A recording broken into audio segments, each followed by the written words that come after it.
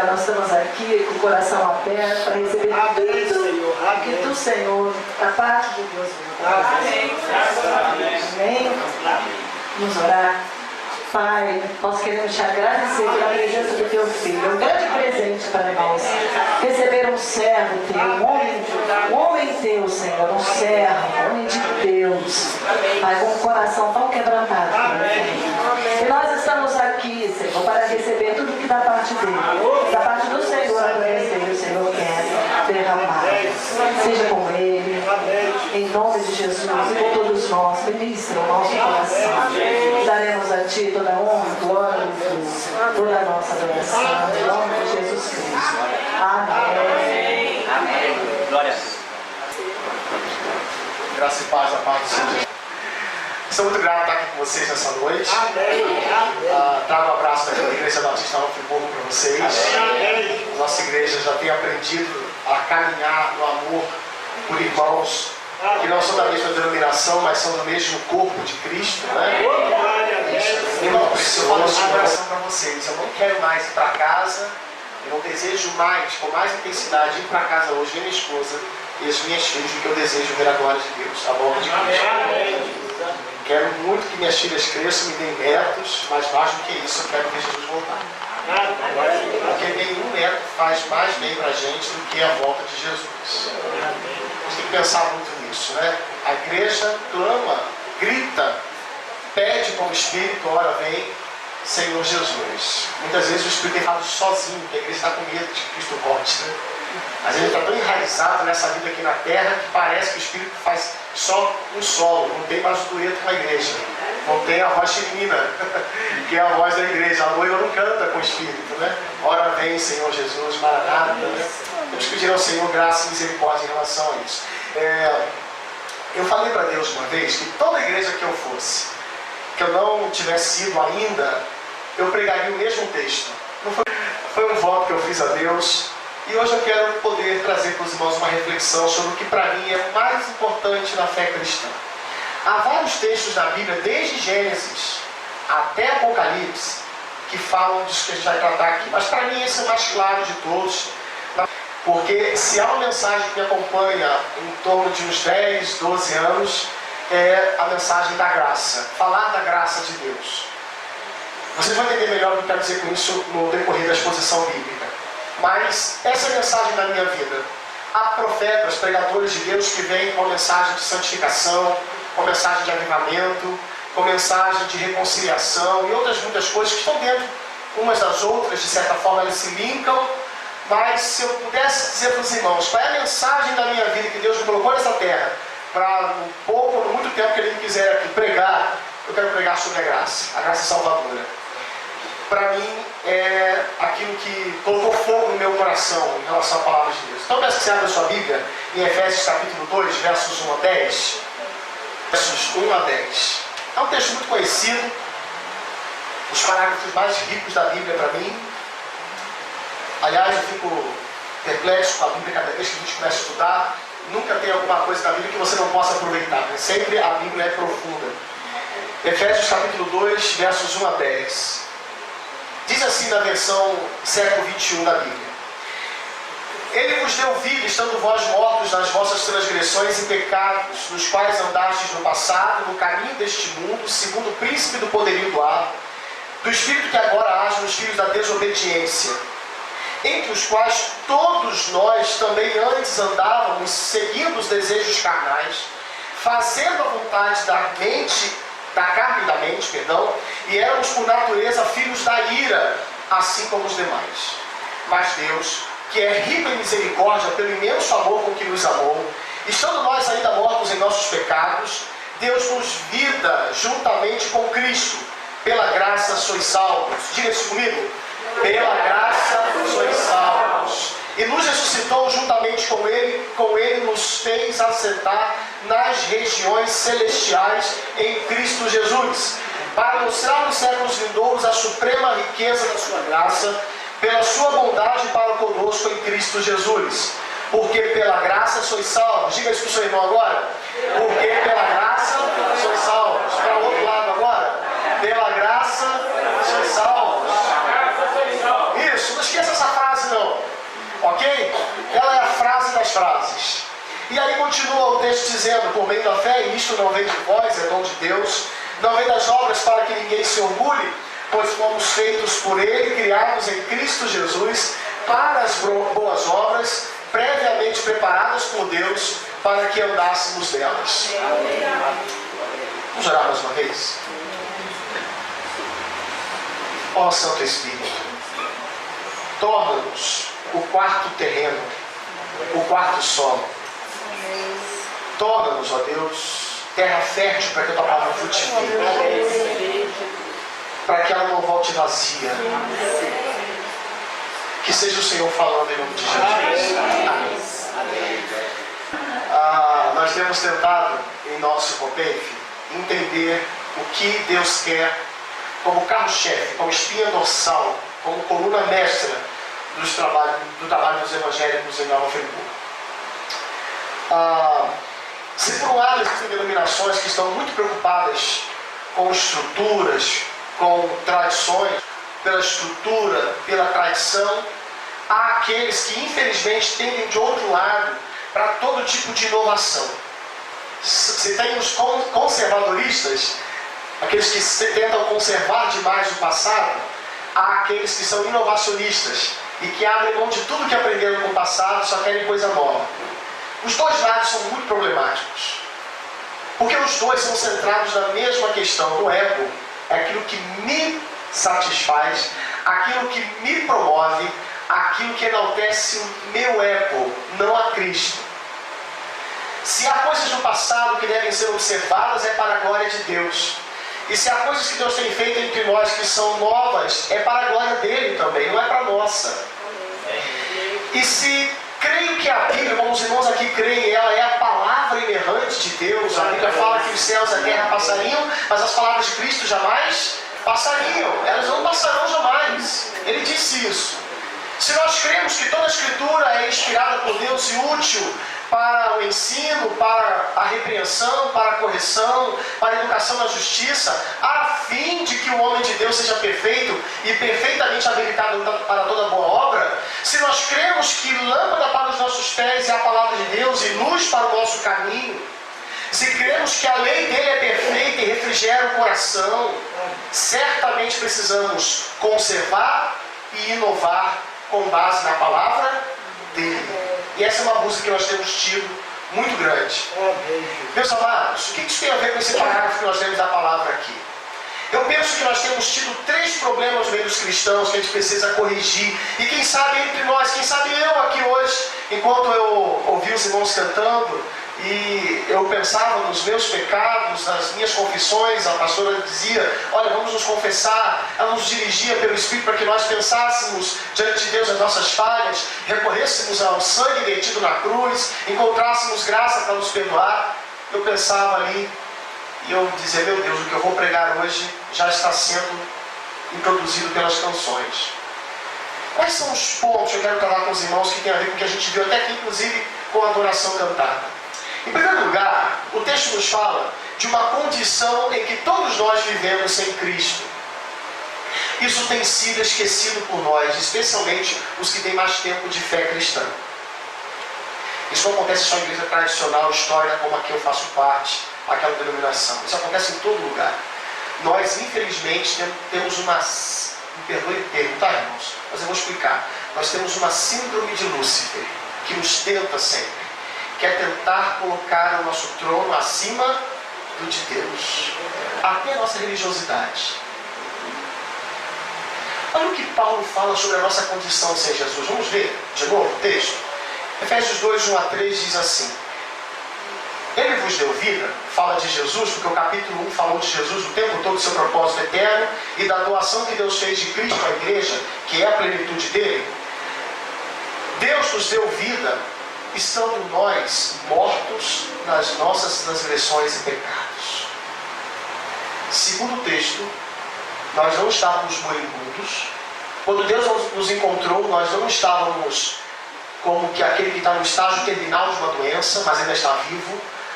Nós estávamos, segundo o texto, mortos. Nada em nós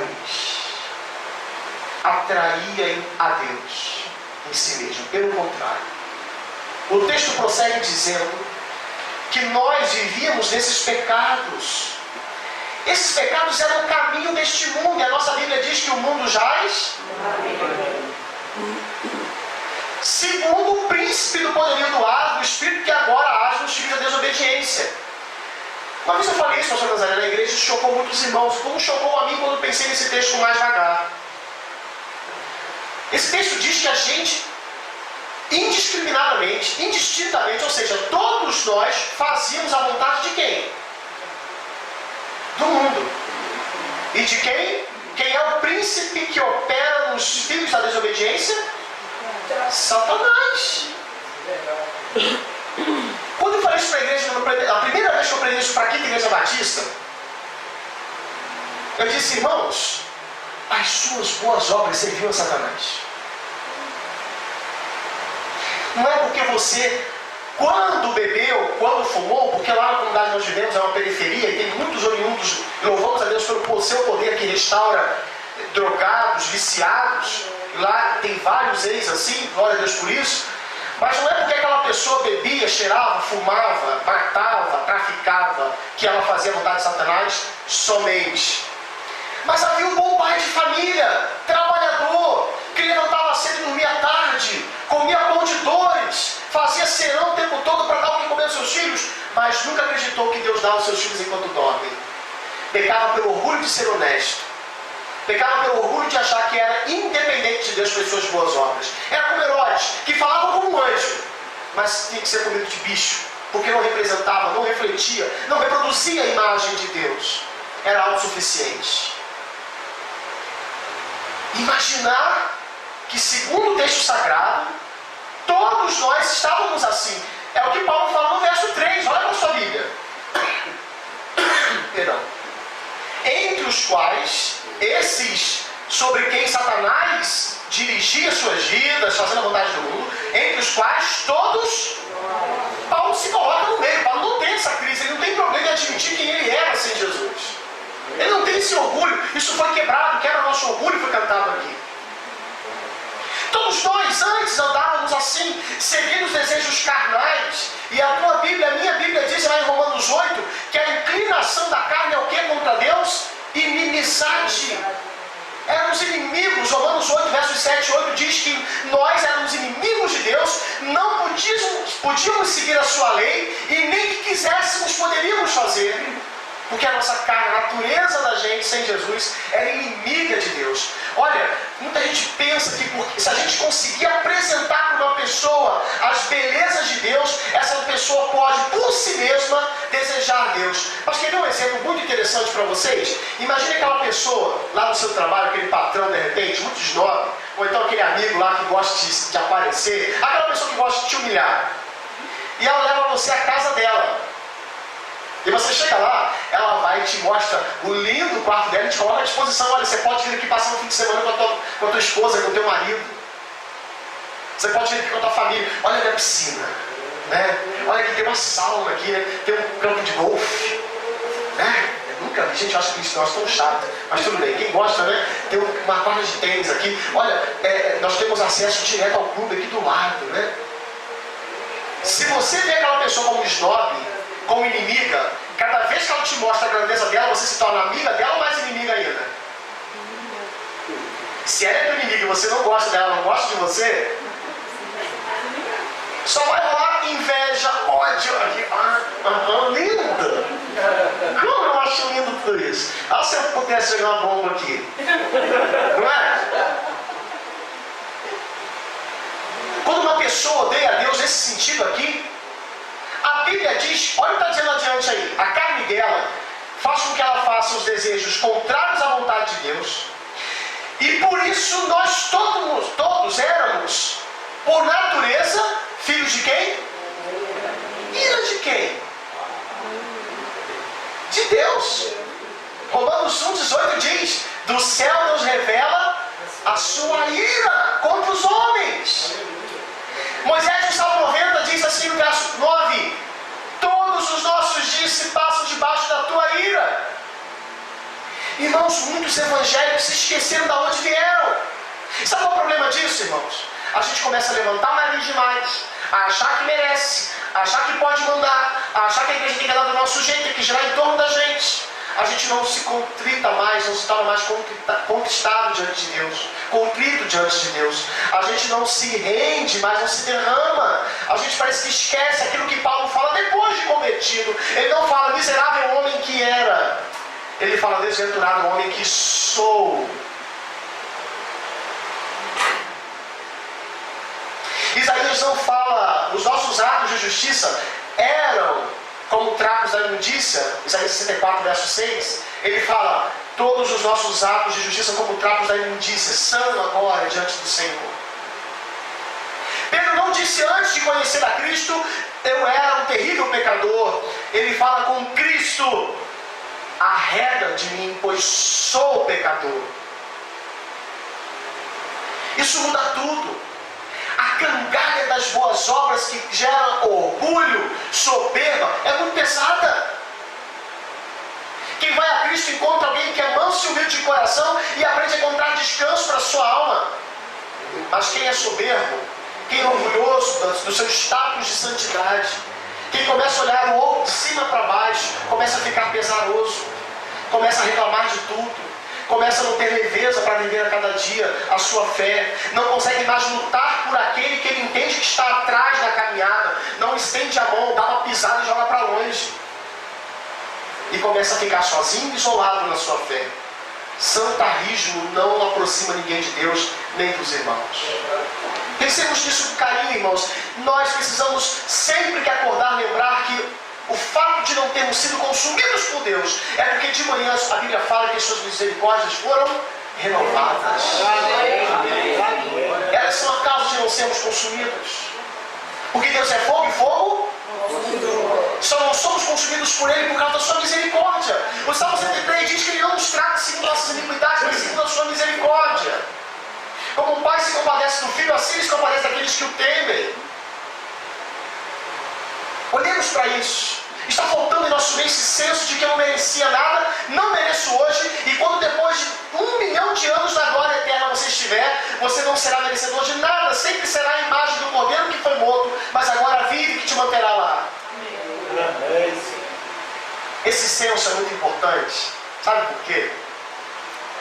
Lembra daquela parábola da Bíblia que diz que uma pessoa chegou para o seu credor e ela devia muito, vamos colocar aqui em reais, ela devia R$1 milhão ao seu credor. E ela não tinha como pagar, não tinha condição nenhuma de ressarcir o seu credor. E aí ela foi e clamou por perdão, e aquele credor lhe perdoou e disse, vai em paz, vai para casa. Aí aquela pessoa saiu de lá, e ela encontrou outro que lhe devia os 10 pontos lá, 10 reais, que não compra nem 3 de gasolina hoje, devendo no posto. Aliás, ali no posto, quase você consegue comprar, está quase todos acima de R$4 o litro de gasolina. O cara não aceitou o pedido de perdão do outro que devia tão pouco, mandou prender, mandou escravizar para pagar a dívida. E alguém viu e contou para aquele outro. A moral da história de Jesus é, qual é a atitude diante de Deus que devemos tomar se temos noção da nossa dívida? Quebrantamento, nos prostrarmos, ok. E o que isso geraria diante dos outros que devem a nós? O que Deus nos deu, eu dou. Misericórdia. Lembra da oração do Pai Nosso? Perdoa as nossas dívidas, assim perdoamos. Alguns entendem isso de uma maneira tão equivocada, do tipo ensinando para Deus como perdoar. Deus, olha, o Senhor quer saber como perdoar? Me perdoa, eu sei. O Senhor me perdoa, é só olhar como eu perdoo os outros. Não é isso não. Parece que é isso que está no texto, né? Perdoa-nos assim como nós perdoamos. Peraí, não é isso não. A ideia é outra, a ideia é a seguinte: Senhor, o Senhor pode me perdoar porque eu acredito no perdão. A prova de que eu acredito que o Senhor pode perdoar é que eu perdoo os outros. Quem não perdoa os outros não está na condição de receber perdão. Quem não perdoa os outros não pode pedir perdão. Perceberam isso aqui? Então quando Cristo fala assim, olha, quando orarem, digam para Deus, perdoa-nos as dívidas assim como, ou seja, na condição de que cremos no perdão, por isso o praticamos, perdoa-nos também. Porque Deus, se olhar para mim e perceber que eu não acredito no perdão, não perdoando o outro, não tem nem por que eu ouvir a minha oração. Perceberam isso? Como é profundo isso? Só tem noção do perdão de Deus quem perdoa o próximo. Dietrich Bonhoeffer, perseguido pelo nazismo na Alemanha, esse homem vai dizer que através do perdão que o irmão dá a outro, aquele que é perdoado encontra-se com um antegozo, um pequeno frasco de amostra grátis do grande perdão que Deus nos dá. E aquele que perdoa tem um pouquinho de entendimento do que Deus fez com ele quando ele foi perdoado também. Só tem essa dinâmica de perdoar e ser perdoado quem tem noção de onde, de como foi resgatado por Deus. Morto em delitos e pecados. Todos nós. Alguns dos pecados imorais da própria sociedade, como o alcoolismo, o tabagismo. A gente sabe que são coisas ruins. A própria sociedade tenta, ainda que muito hipócritamente, porque vende, estimula a venda e depois diz que vai fazer com moderação. É uma coisa incrível, né? Mas tudo bem, vamos lá. Eles mesmos condenam alguns, e aqueles que são condenados pela sociedade, quem os pratica fundamentado no seu ego morto. Mas os moralistas da sociedade, as ONGs, aqueles que fazem tanta coisa boa que aparentemente são, só falta um passo, só falta virar crente, porque já está na porta do céu. Tá, não? Para Deus não.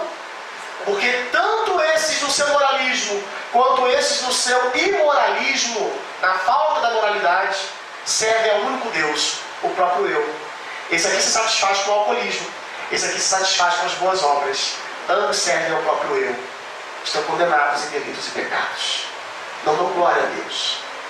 Perceberam como é que isso é sério? Daqui que fomos tirados.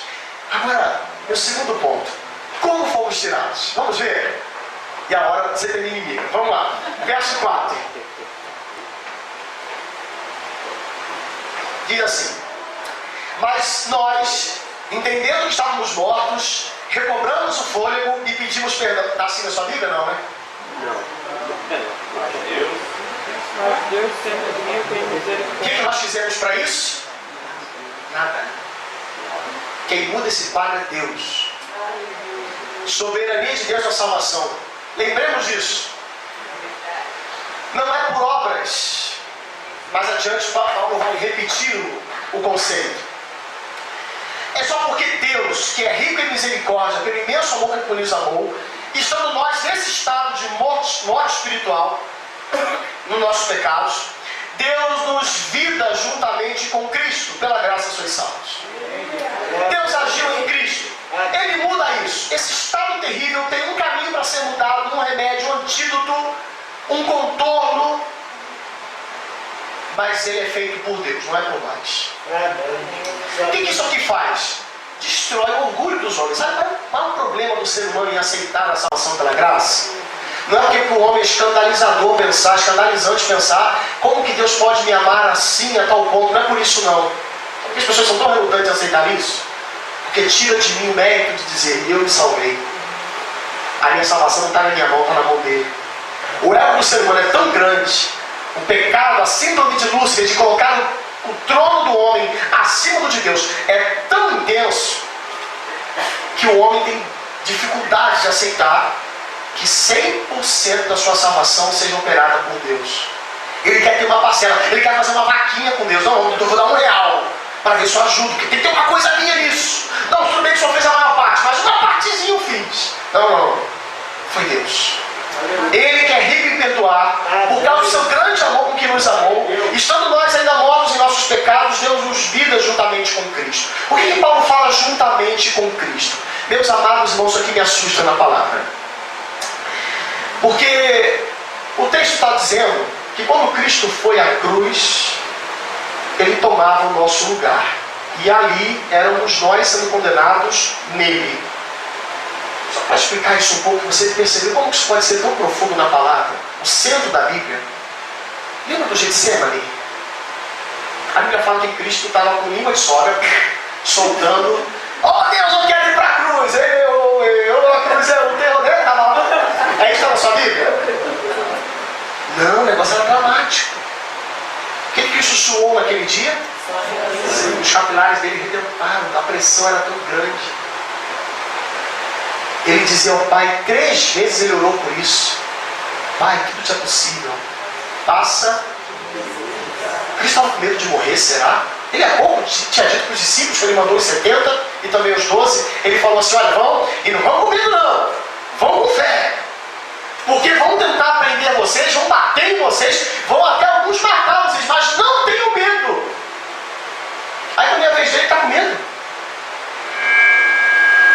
Quando é a vez de Jesus, ele está com medo de enfrentar a cruz. Como é que alguém pode dizer para o outro, vai, Deus é contigo. Aí quando é a vez dele ir, ó, não sei não, acho que eu não vou querer não. Será que era medo de morrer? Será que era medo da dor? Sabe o que aconteceu na cruz, irmãos, naquela sexta-feira da paixão? O que Cristo experimentou, nenhum de nós nunca vai experimentar se somos salvos em Cristo. Sabe o que ele experimentou? Separação de Deus. Deus meu, num gole concentrado, todo o inferno que cada crente deveria viver durante toda a eternidade, desde Adão e Eva até o último ser humano convertido, todo o inferno eterno que cada um de nós teríamos que viver para pagar nossa dívida perante Deus, ele tomou um único gole, proporcional a toda a ira que Deus tinha contra nós. Jesus não tinha medo da morte. Jesus não tinha medo de apanhar. Uma única vez na história da eternidade, a Santa Trindade foi dividida. Quando Cristo viveu a minha e a sua separação de Deus. E ele não merecia passar por isso. Só que era ele lá e não a gente. É por isso que ele não queria que ele caísse. Nenhum dos discípulos de Jesus viveu isso. Porque ele viveu em nosso lugar. Para que nenhum de nós nunca diga, Deus me abandonou. Ele viveu o inferno em nosso lugar. Você já pensou nisso alguma vez? Quando a Bíblia fala que juntamente com Cristo ele nos deu vida, é porque ali a nossa morte foi destruída na doação da vida dele. Por isso que era tão dramático para ele enfrentar a cruz. Foi isso que ele fez. Toda a ira de um Deus santo, santo, santo, que não toma por inocente o culpado, porque a alma que pecar, essa morrerá. Toda a ira dele foi desviada para sobre si mesmo, a pessoa do Deus Filho. E ali, o castigo que nos traz a paz estava sobre ele, e por suas pisaduras fomos sarados. Amém. E aí Paulo fala a frase. Parece que Paulo não aguenta. Ele já falou isso antes. Ele vai falar depois de novo. Ele faz um parêntese. Na minha Bíblia ele faz isso. Se está no Senhor também. Verso 5, ele termina assim. Pela graça sois salvos. É como se estivesse dando um apelo. Um momento em que ele para. Atentem para isso. Vocês são salvos por essa graça. Mas muito bem a obra que Cristo faz, porque ele não começa nada e para, ele só começa o que ele já terminou na eternidade dos planos eternos de Deus. Diz também no verso 6 que Deus em Cristo nos ressuscitou com ele e nos fez assentar nas regiões celestiais em Cristo Jesus. Amém. Como isso? Efésios 1:3 diz isso. Bendito Deus e Pai de nosso Senhor Jesus Cristo, que nos tem abençoado com toda a sorte de bênçãos espirituais nas regiões celestiais em Cristo. A morte foi vencida, as doenças foram vencidas. Pensa numa coisa aqui interessante. Pastor, mas eu passo por problemas de aflições na vida, eu tenho dificuldades de saúde, eu passo por problemas, eu também passo. Mas pensa só numa coisa, olha só. Imagine uma pessoa que foi condenada à morte num país que tem a pena de morte. Só que a pena vai demorar 1 ano para acontecer. Ela vai ficar presa durante 1 ano, esperando o dia dela ser executada. Durante esse período, ela é considerada morta. Ela não pode votar, ela não é consultada em relação a nada na sociedade, porque o veredito já foi dado. Quando Deus nos encontrou, estávamos assim. O que não crê já está condenado. Em contrapartida, o veredito de vida também é assim. Eu não sei quantos aqui recebem todo último dia útil do mês, ou o quinto dia útil do mês. Está aberto, né? Hoje é dia 22, está aberto. Se a Dilminha não atrapalhar o negócio, um pouquinho mais, certamente, como tem sido até aqui, naquele dia vai estar lá depositado o seu salário. Isso te dá paz, não te dá? Para pagar suas contas, para fazer seus investimentos, comprar comida para casa, o sustento que Deus nos dá pelo trabalho. O fato de eu ver Cristo diante do Pai, e Ele é a primícia dessa grande plantação de Deus, Ele é o primogênito de muitos irmãos, Ele é o primeiro feixe que demonstra como são os demais, Ele é a prova de que eu vou chegar lá, Ele é o primeiro depósito. É certo! Então, quando Ele veio e morreu por mim e ressuscitou, Ele há de voltar para me buscar e me fazer como Ele é. É por isso que eu me assentei com Ele já. É só uma questão de tempo de desfrutar a plenitude disso. Mas o fato de saber que é certo me dá paz, me dá tranquilidade, me dá desejo de viver para a glória dele.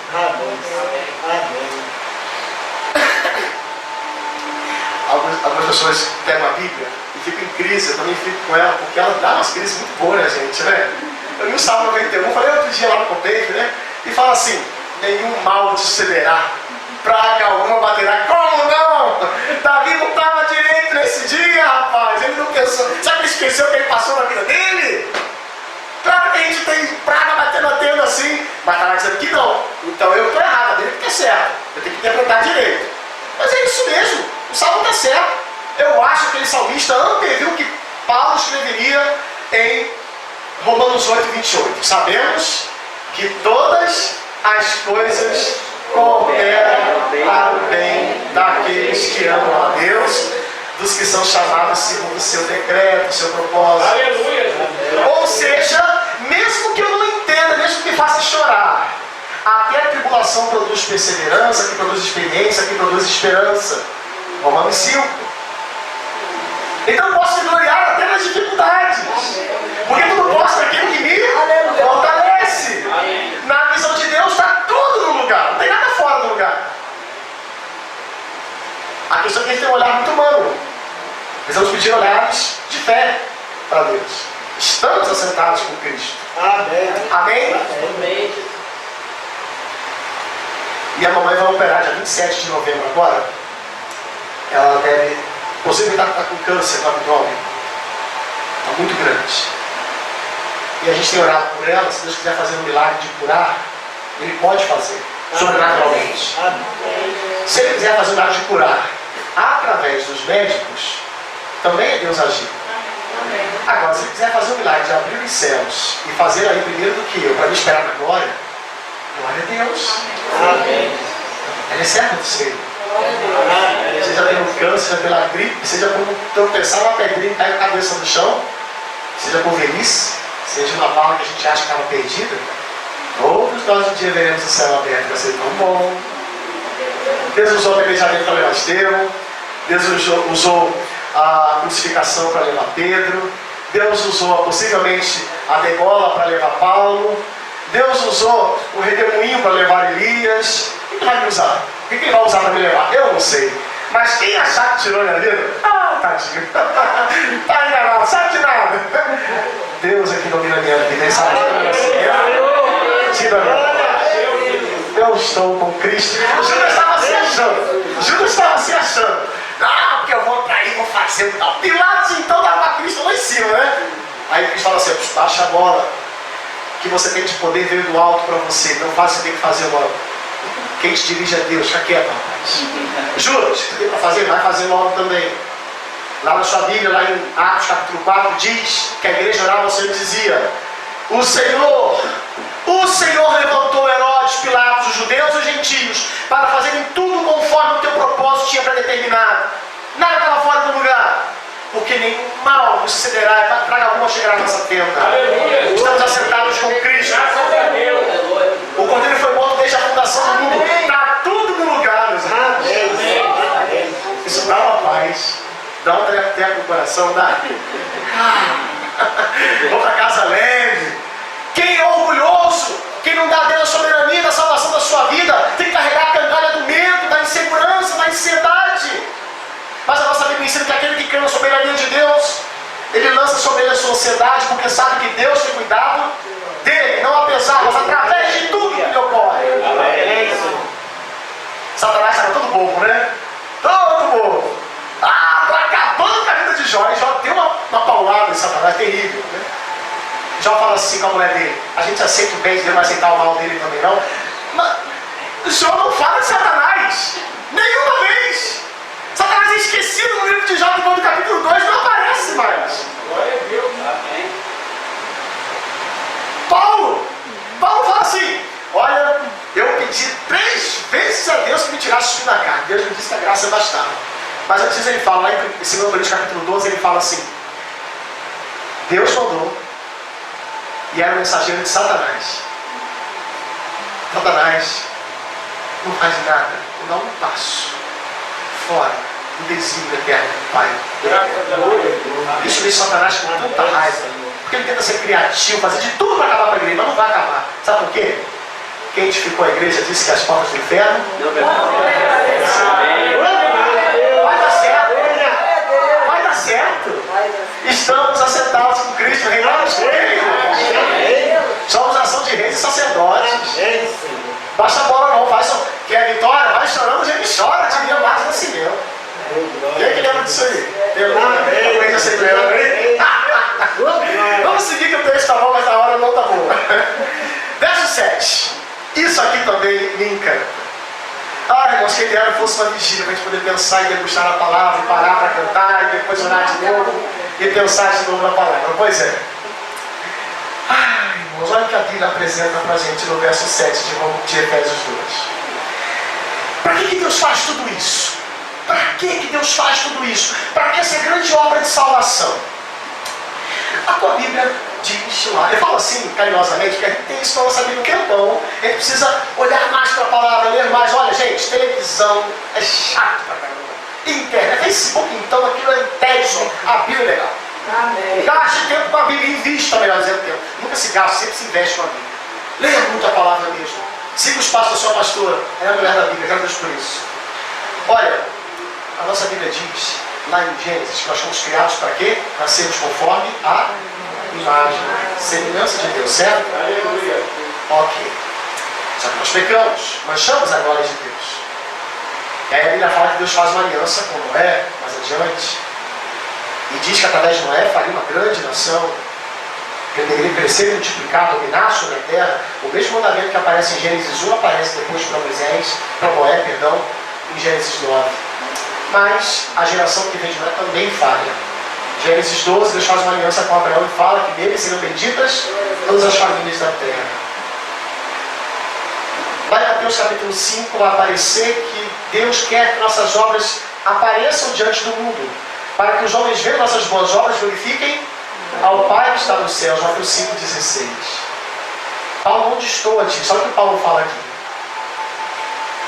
Deus nos salvou, Deus fez tudo isso em Cristo, para mostrar nos séculos vindouros a suprema riqueza da sua graça pela sua bondade para conosco em Cristo Jesus. Deus não mudou de plano, Deus não tem plano B. O plano de nos fazer imagem e semelhança dele continua de pé.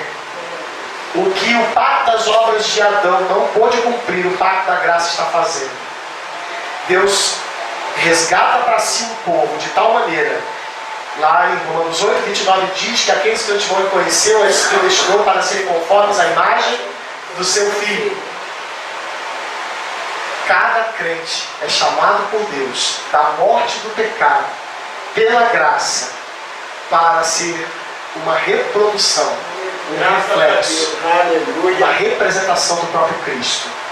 O Rei dos Reis é apresentado por aqueles corregentes dele, os seus irmãos na fé.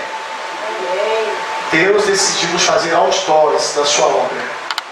Nós somos aquela propaganda que aparece lá naquela esquina grandona de LED. Paulo disse que nós somos a carta que o mundo lê. O mundo não lê essa Bíblia. O mundo lê essa Bíblia. Nós fomos chamados por Deus para revelar a grandeza dele para o mundo. Isso é tão grande, isso é tão grande, isso é tão grande. Porque a Bíblia não diz que os anjos foram criados conforme a imagem de Deus. Diz que só nós. Não é à toa que Satanás odeia tanto a gente. Ele não foi criado para ser imagem e semelhança de Deus. Nós fomos. E aí na tua Bíblia aparece um negócio aí que me assusta. Me assusta. Hoje eu vou para casa pensar mais sobre isso. Dá uma olhadinha na página para Efésios 3, por favor. Olha o que a Bíblia fala sobre o que Deus escolheu fazer através dessa igreja que é salva pela graça, tirada do lamaçal do pecado. Olha só. Efésios 3, versos 8 em diante. Diz assim: a mim, o menor entre todos os santos. Por que Paulo se considerava assim? Porque ele matava crente. Paulo perseguia crente, ele se achava muito pecador. Ele era de fato como todos nós. Ele continua: a mim foi concedida a graça de anunciar aos gentios as riquezas, ele fala de riqueza de novo, insondáveis de Cristo, e de mostrar a todos qual é a dispensação do mistério, que desde os séculos esteve oculto em Deus que tudo criou. Tinha um mistério, preste atenção, Paulo está dizendo que tinha um mistério que estava oculto em Deus. Ninguém sabia, inclusive quem? Escuta só o que diz o verso 10. Para que agora, pela igreja, a multiforme sabedoria de Deus seja manifestada aos principados e poderios das regiões celestiais. Quem são os principados e poderios das regiões celestiais, senão os anjos, meus irmãos? A nossa Bíblia diz que os anjos aprendem sobre Deus através de quem? De quem, irmãos? Está só no texto. Para que agora, isso não acontecia antes, é só agora, o instrumento de Deus para se apresentar aos anjos e à igreja. Irmão, isso me assusta. Quem ele tirou do lamaçal do pecado agora está acima dos anjos. Da escala da existência de seres está Deus o Criador. Abaixo de Deus, quem? Seres humanos, imagem e semelhança. Abaixo deles os anjos e depois as demais criaturas. Que isso, irmãos? Que Deus é esse em fazer uma coisa dessa com gente como nós? Dá para imaginar que Gabriel, que Miguel estão olhando para a gente dizendo: me ensine sobre ele. Irmãos, isso é insondável para mim, isso me quebra. Isso me faz parar e dar para Deus e dizer: mas por que isso? Vocês estão vendo? Eu estou forçando a interpretação do texto, estão percebendo que está escrito isso? Está escrito, irmãos. Pela igreja, agora, isso não acontecia antes. Os anjos que serviram a Deus estavam com o palco fechado, as cortinas estavam fechadas, esperando o grande dia do espetáculo. E quando aquele dia o véu se rasgou de alto a baixo, a cortina foi aberta e os anjos passaram a entender que havia um povo eleito, porque o Cordeiro foi morto desde a fundação do mundo, mas eles não viam isso. Eles são criaturas e através de nós eles aprendem de Deus. Glória a Deus. Isso me assusta. Que isso? É muito grande. É por isso que na sua Bíblia, lá em Salmo 40, Davi já entendia isso lá atrás. Ele fala assim: esperei confiantemente pelo Senhor, ele se inclinou para mim quando me ouviu o clamor. Como Paulo dizendo aqui: tirou-me de um poço de perdição, de um tremedal de lama, firmou meus pés, colocando sobre uma rocha, me firmou os passos, e me pôs nos lábios um novo cântico, o único louvor que nós sabemos. Aí vem o verso 3, parte dele, fala assim: muitos verão essas coisas, temerão e confiarão no Senhor. Glória a Deus. Deus está querendo exibir você para o mundo. Deus quer exibir a minha vida e a tua. Aqueles que se humilham diante dele, ele nos exalta. Quando a gente entende que a gente veio trazido de uma lamaçal de pecado sem nenhuma chance, e que foi somente pela graça que emana da cruz que a gente foi salvo, a gente entende então onde Deus nos coloca.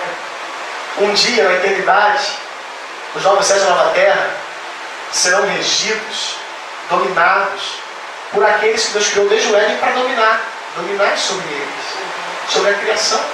Nós reinaremos com Cristo, nós aceitaremos com Ele. Onde estiver um crente na eternidade estará uma mostra da divindade, do poder de Deus. A gente joga isso fora com tanta bobagem.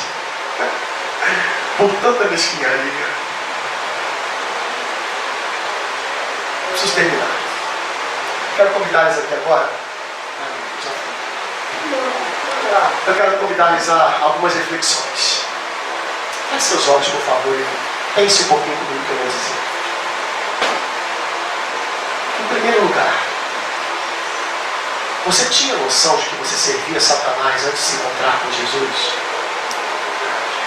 Quando você se aproximou de Deus, você tinha noção de que você era tão inimigo dele a ponto de ser filho da ira dele? Eu também não tinha essa noção. A cada dia parece que eu sou menos ignorante. E hoje nesse culto eu pude aprender um pouquinho mais do que ele fez comigo aquele dia quando ele me salvou. Então, em nome de Jesus, agora declaro guerra contra a soberba, declaro guerra contra o orgulho, porque nada em nós, senão o nosso pecado, chamava a atenção de Deus naquele tempo. O seu amor não foi por aquilo que o céu seria sem nós. O seu amor foi por aquilo que nós seríamos sem Deus. O seu amor foi de graça, não tinha interesse. Deus não é utilitarista, Ele não nos faz objetos de uma estante que Ele usa quando quer jogar fora como descarta. Ele nos amou de verdade, não havia nada em nós, não havia necessidade em Deus para que nos chamasse. Foi só por amor. Então, em nome de Jesus, não permita que nenhum orgulho tome conta da sua alma. Que isso se desdobre em olhar para os outros com mais paciência, com mais compaixão, com mais intercessão. Paulo era perseguido pelos judeus e ele diz no capítulo 9 de Romanos que ele orava a Deus e desejava ser considerado anátema, maldito no lugar dos seus irmãos. Preferia ser separado de Cristo para que eles se salvassem. Peça ao Senhor por aqueles que lhe perseguem. Eles são agora como você foi um dia. E o mesmo Deus que te resgatou pode resgatá-los. Aleluia. Então ore, ame o Senhor por eles. Não desista do seu marido, da sua esposa, dos seus filhos, dos seus pais, dos seus vizinhos.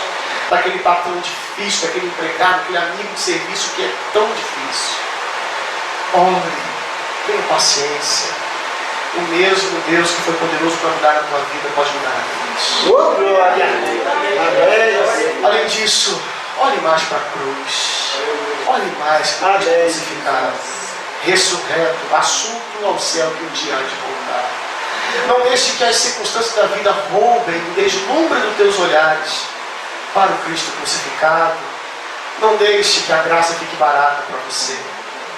Pense mais na cruz, na mensagem da cruz. Diria o velho hino: se eu amo a mensagem da cruz, é morrer, eu a vou proclamar. Levarei eu também minha cruz, por uma coroa trocar. Faça com o Paulo. Glória a Deus. Você não tem nada em que se gloriar senão na cruz de Cristo, pela qual o mundo foi crucificado para você e você para o mundo. Não se envergonhe de Cristo crucificado. Ele é poder de Deus para a salvação daquele que crê. E finalmente, demonstre essa salvação na sua casa, sendo o melhor marido, a melhor esposa, o melhor filho, o melhor irmão, o melhor trabalhador, o melhor motorista, o melhor cidadão, o melhor membro da igreja. Deixa Deus demonstrar o poder dele através da tua vida. Ele decidiu fazer você. Tem anjos assistindo a tua vida. Tem anjos querendo aprender de Deus no seminário, que é a tua vida, onde você é doutor. Eles são os alunos sentados esperando para aprender. Eles são os espíritos ministradores que trabalham por aqueles que vão lhe dar a salvação, porque esses, quando salvos, revelam Deus para eles. Eles estão atrás de quem possa lhes ensinar sobre Deus. E quantas vezes nós temos envergonhado o nome de Deus diante dos anjos, irmãos? Nunca estamos sozinhos. Peçamos ao Senhor graça para que possamos ser grandes professores. Na presença do Senhor, fazemos proezas nele. Uma delas fazer com que anjos conheçam a multiforme sabedoria de Deus. Deixa que seu patrão, seus empregados, deixa que seus vizinhos, deixa que essa igreja veja Deus através disso. Pois você foi chamado para isso, para a glória dele. Paulo um dia contou seu testemunho pessoal e disse: dou graças a Cristo Jesus que me fortaleceu e me considerou me considerou fiel pondo no ministério. A mim, em outro tempo fui blasfemo, perseguidor, insolente, mas obtive misericórdia porque eu fiz na ignorância, na incredulidade. E ele vai falar que quando o amor de Deus se revelou na sua vida de maneira grandiosa, ele foi transformado. O principal dos pecadores agora se tornaria modelo para aqueles que hoje creem em Cristo para a vida eterna. Hoje Deus te faz modelo para aqueles que hoje creem nele. Glória a Deus. Em ti serão benditos as famílias da terra. A promessa é para nós. Ele disse que assim como o Pai o enviou, nos enviaria. Eis-nos aqui para fazer o seu amor. Falemos com Deus nesse momento. Se você nessa noite sente-se chamado por Deus para se quebrantar mais, para glorificar e adorar mais pela obra da cruz, e sente-se desafiado e capacitado pelo desafio do próprio Deus a brilhar mais diante dos homens desse mundo, como holofote da glória de Deus, onde você está? Fique de pé e olhe comigo nesse momento. Amém. Glória a Deus. Vamos orar ao Senhor. Senhor, eis-nos aqui, de pé em tua presença, rendendo-nos, ó Deus, ao teu serviço eterno. Primeiro, Senhor, confessando o nosso pecado e dizendo: sim, Senhor, a tua palavra está certa, nós é que estávamos errados. Sim, o Senhor tem razão, nós nem tínhamos noção do quanto desagradávamos, quando até mesmo a vontade de Satanás nós fazíamos. Mas obrigado, Deus, pela cruz de Cristo, pois o Senhor foi lá e não teve problema em se fazer como nós. O Senhor não se contentou de fazer a tua imagem e semelhança. O Senhor veio na pessoa do Filho e se fez a nossa. E se inclinou para tirar do monturo desvalido do pó necessitado, Senhor. E o Senhor nos alcançou com mão de misericórdia. Nos fizesse assentar com Cristo, ó Deus, como reis e sacerdotes. E agora, Deus, assustadoramente a palavra diz que os anjos aprendem através de nós. Oh Deus, resgata a tua glória nesse mundo através da igreja. Aviva o teu povo para que tenha consciência das verdades básicas da sua vida e não venda o seu prato, a sua primogenitura, por um prato de lentilhas. Que a igreja não venda, Senhor, a sua grande comissão por uma pequena missão humanista, passageira, simplória, mesquinha, medíocre, mas que ela entenda que ela faz parte de um projeto eterno, Senhor. O projeto de demonstrar nesse mundo as virtudes daquele que nos tirou das trevas para a sua maravilhosa luz. Faça essa obra na tua igreja, Senhor. E que nesse lugar, aqui em Conselheiro Paulino, onde esses irmãos que aqui congregam, habitam, nos estádios que eles moram, Senhor, que haja cada vez mais brilho da tua glória através da vida deles, pois é assim que a terra se encherá da tua glória, Senhor. E dá, Pai, que cada um dos irmãos e irmãs aqui, junto com cada irmão e irmã que clama e que adora o nome de Jesus nessa terra, Senhor, possamos, Pai, antever o gozo celestial, quando não mais veremos como que por espelho e enigma, mas o veremos face a face. Faça, Senhor, com que nossa transformação, nosso avivamento, cada mais deseja a igreja para clamar no Espírito: ora vem, Senhor Jesus. E que assim o mundo veja que somos cidadãos dos céus, peregrinos dessa terra, que vivem agora a justiça que esperamos lá, e que por isso fazemos tanta diferença para essa terra presente. É o que nós te pedimos, Pai, muito gratos pela tua palavra. Em nome de Jesus. Amém.